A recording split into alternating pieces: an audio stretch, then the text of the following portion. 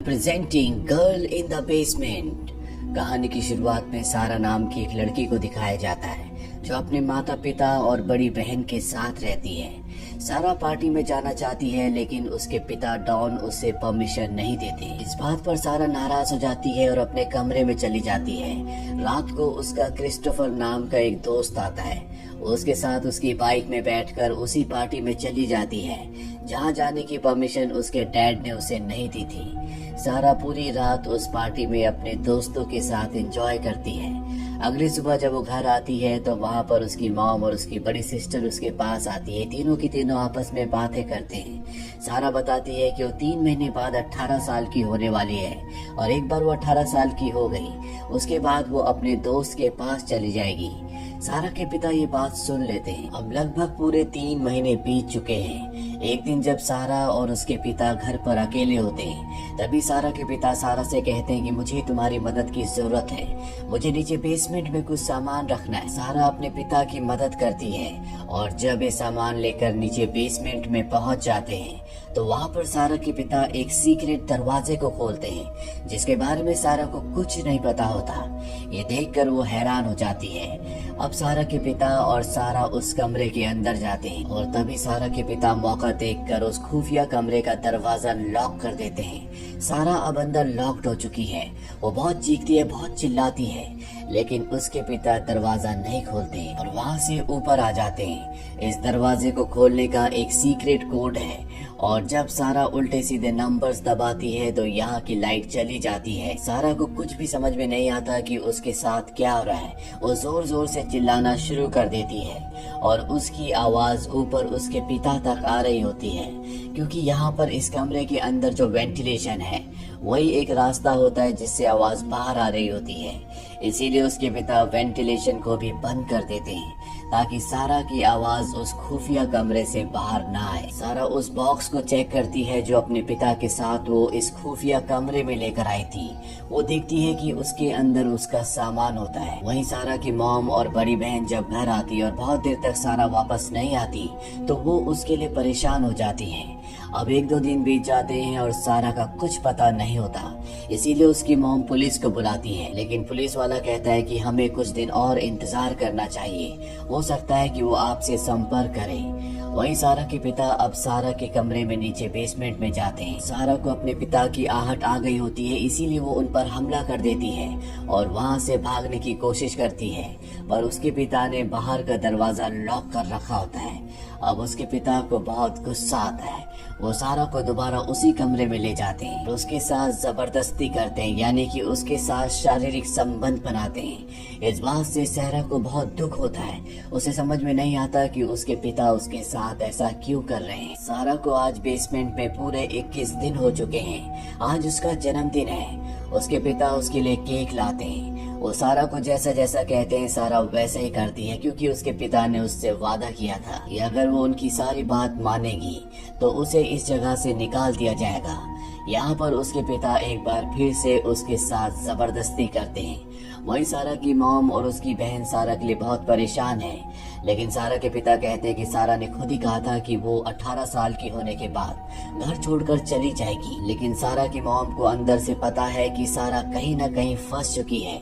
वो जानती है कि सारा सिर्फ ऐसा कहती थी, वो कभी ऐसा नहीं करना चाहती थी। कुछ दिनों के बाद सारा के पिता यहाँ पर उसके लिए एक घड़ी और एक टीवी लेकर आते हैं क्योंकि सारा ने इस चीज की डिमांड की होती है।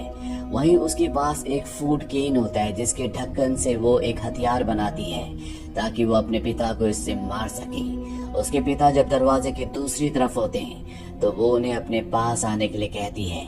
इस बात पर उसके पिता को शक हो जाता है कि सारा कुछ न कुछ गड़बड़ करने वाली है और जैसे वो उसके पास आते हैं सारा उनके ऊपर हमला करती है, लेकिन वो इस हमले को पहले भाग चुका था इसीलिए वो बच जाता है और इसके बाद वो सारा को बहुत बेरहमी से मारता है। वहीं सारा का दोस्त क्रिस्टोफर जिसके साथ वो पार्टी में गई थी वो सारा के घर पर आता है और उसके पिता से पूछता है कि सारा कहाँ है, लेकिन वो साफ साफ मना कर देते हैं कि मुझे इस बारे में कुछ नहीं पता। धीरे धीरे वक्त बीतता है और सारा को आज बेसमेंट में पूरा 1 साल बीत चुका है।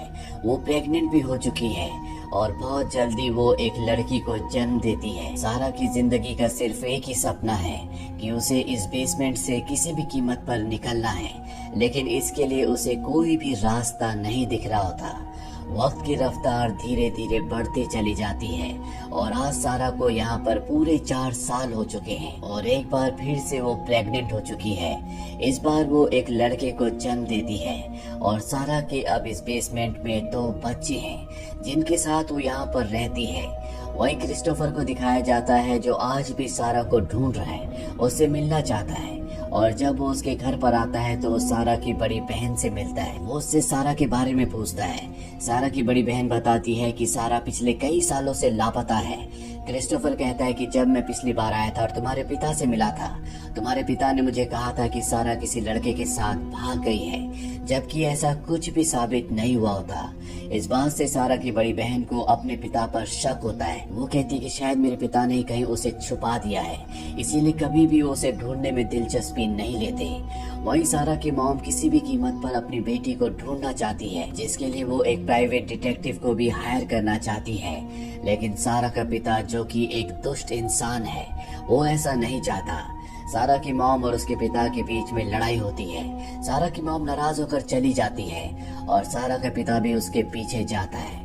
सारा की बहन भी यहीं पर होती है और वो देखती है कि उसके पिता की जेब से कुछ चाबियां गिर गई है और ये चाबियां उसी दरवाजे की है जो बेसमेंट में है, जिसके पीछे सारा है। सारा की बहन चाबियां उठाकर नीचे बेसमेंट में जाती है, जहाँ पर बहुत सारा सामान होता है। सारा की बड़ी बहन ये सब कुछ चेक कर ही रही होती है कि तभी उसका पिता यहाँ पर आ जाता है, इसीलिए उसे यहाँ से जाना पड़ता है। वहीं सारा तीसरी बार भी प्रेग्नेंट हो जाती है और एक बार फिर से वो एक लड़के को जन्म देती है। लड़के को जन्म देने के बाद वो डॉन से, यानी कि अपने पिता से कहती है, मैं नहीं चाहती कि वो यहाँ अंधेरे में बड़ा हो, मैं चाहती हूँ कि तुम इसे बाहर ले जाओ, तुम इसे मेरी मॉम को दे देना, वो इन्हें पाल लेंगी। उसके पिता को यहाँ पर एक आइडिया आता है। वो बच्चे को बाहर ले जाता है और अपने दरवाजे के बाहर रख देता है।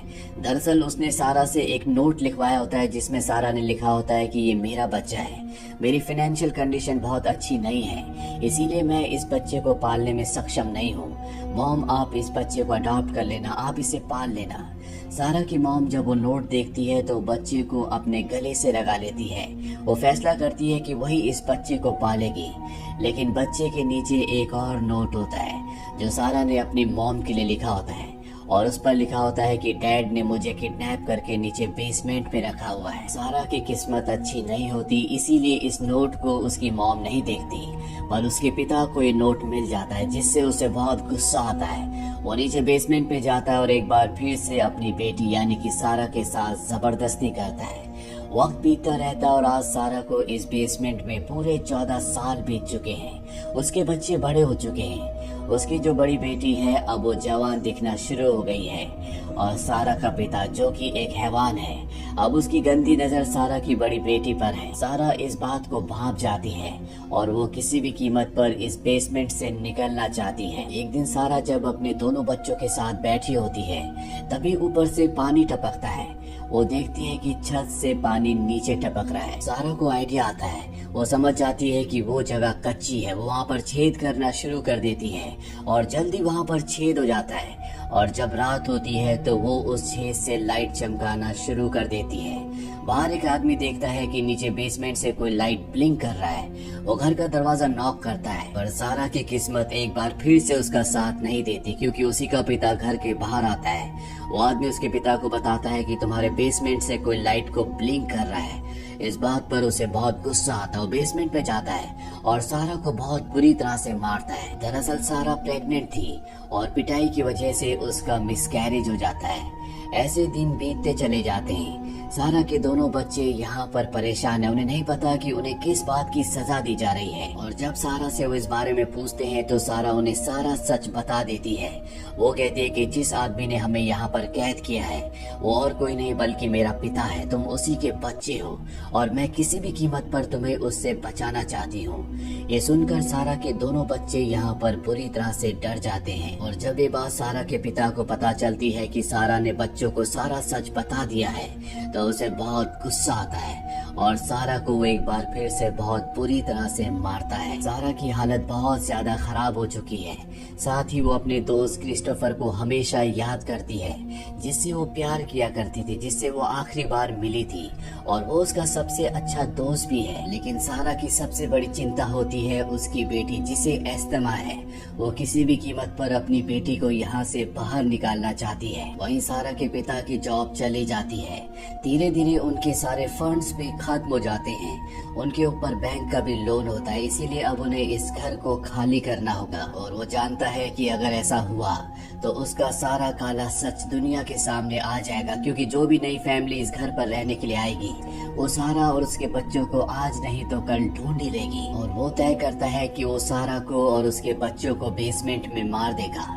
वो अपनी गाड़ी को एग्जॉस्ट फैन के पास ले जाता है और उसका धुआं बेसमेंट में छोड़ना शुरू करता है, ताकि दम घुटने की वजह से वो सब के सब मारे जाएं। लेकिन सारा का सबसे छोटा बेटा जो इसी घर पर रहता है वो वहाँ पर आ जाता है, जिस वजह से सारा और उसके बच्चों का उसका मारने का प्लान पूरी तरह से चौपट हो जाता है।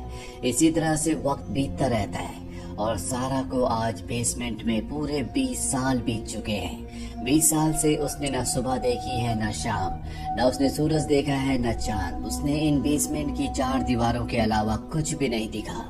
अब एक दिन सारा की बेटी को अस्थमा का अटैक आ जाता है। उसकी हालत बहुत ज्यादा खराब हो जाती है। सारा का पिता भी यहाँ पर आ जाता है। सारा उससे कहती है कि मुझे अपनी बेटी को हॉस्पिटल ले जाना है, लेकिन वो इस फेवर में नहीं होता। वो कहता है मैं तुम्हें कभी भी यहाँ से बाहर जाने की इजाजत नहीं दूंगा।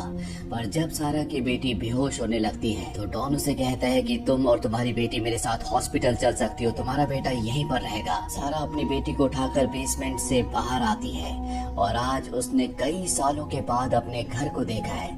उसने बाहर की दुनिया को देखा है। सारा अपनी बेटी को लेकर हॉस्पिटल पहुंच जाती है, जहां पर उसके सामने एक डॉक्टर आती है और वो सारा से कहती है कि तुम्हें इस फॉर्म को फिल करना होगा। सारा जानबूझकर फॉर्म के ऊपर पानी गिरा देती है और जब सारा का पिता दूसरा फॉर्म लेने के लिए जाता है तो सारा लड़खड़ाती हुई डॉक्टर तक पहुंच जाती है, उसके गले से लग जाती है और कहती है कि मुझे बचा लो। ठीक उसी वक्त सारा का पिता भी पीछे आ जाता है। वहाँ पर एक पुलिस इंस्पेक्टर भी होता है और इससे पहले कि उसका पिता वहाँ से भागता वो उसे पकड़ लेता है, जिसके बाद डॉन को ना चाहते हुए भी अपना सारा सच बताना पड़ता है। इसके बाद सारा के बेटे को भी बेसमेंट से निकाल लिया जाता है। इन सब ने यहाँ पर 24 साल गुजारे हैं। 24 सालों के बाद जब सारा की मॉम और उसकी बड़ी बहन सारा को और उसके बच्चों को देखते हैं तो वो पूरी तरह से स्तब्ध हो जाते हैं। उन्हें यकीन ही नहीं होता कि उनकी बेटी के साथ इतना बड़ा जुल्म हुआ है और जुल्म करने वाला और कोई नहीं बल्कि खुद उसका पति यानी कि सारा का पिता है। हालांकि सारा आजाद तो हो चुकी है, लेकिन उसके दिमाग में जो यादें हैं आज भी वो उसके साथ हैं, जिससे निकल पाना इतना आसान नहीं है। यहीं पर क्रिस्टोफर को भी दिखाया जाता है जो अब भी अनमैरिड होता है। उसने भी शादी नहीं की होती और सारा ज्यादा से ज्यादा उसके साथ टाइम स्पेंड करती है।